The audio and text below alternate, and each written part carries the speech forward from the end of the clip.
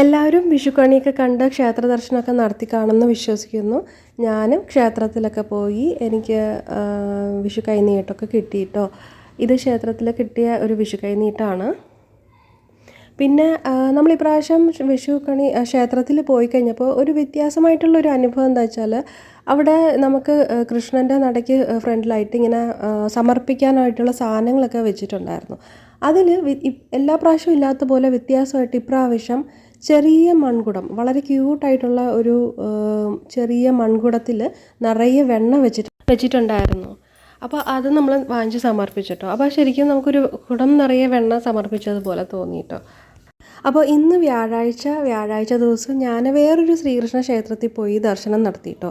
അപ്പോൾ അതെല്ലാം തൊഴുത് കഴിഞ്ഞ് ഞാൻ ആ ക്ഷേത്രത്തിൽ നിന്ന് പുറത്തിറങ്ങി, മെയിൻ ഗേറ്റിൽ നിന്ന് പുറത്തിറങ്ങി ഞാൻ റോഡിലോട്ട് നടക്കാനായിട്ട് 2-3 സ്റ്റെപ്പ് നടന്നു കഴിഞ്ഞപ്പോഴത്തേക്കും എന്നെ ഈ ക്ഷേത്രത്തിലുള്ളൊരു മെമ്പർ എന്നെ തിരിച്ചു വിളിച്ചു കേട്ടോ.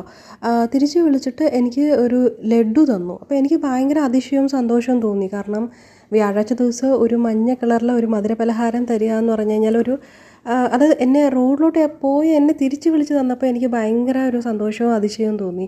അതൊരു നല്ല ശകുനമായിട്ട് എനിക്ക് തോന്നി കേട്ടോ. അപ്പോൾ എനിക്ക് തോന്നി എന്താണെന്ന് വെച്ച് കഴിഞ്ഞാൽ, വിഷുവിൻ്റെ അന്ന് വിഷു ഡെക്കറേഷൻ്റെ ആ ഒരു വീഡിയോ ഞാൻ ഇട്ടിരുന്നു. അതിൽ ഞാൻ ശ്രീകൃഷ്ണനെ വർണ്ണിക്കുന്നുണ്ടായിരുന്നു.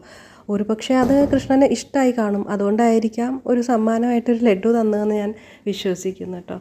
അതായിരുന്നു ഈ ഒരു വിഷുവിൻ്റെ എൻ്റെ അനുഭവങ്ങൾ. അപ്പോൾ ഇതുപോലെയുള്ള ചെറിയ അനുഭവങ്ങൾ വേറെയും എനിക്ക് സംഭവിച്ചിട്ടുണ്ട് കേട്ടോ.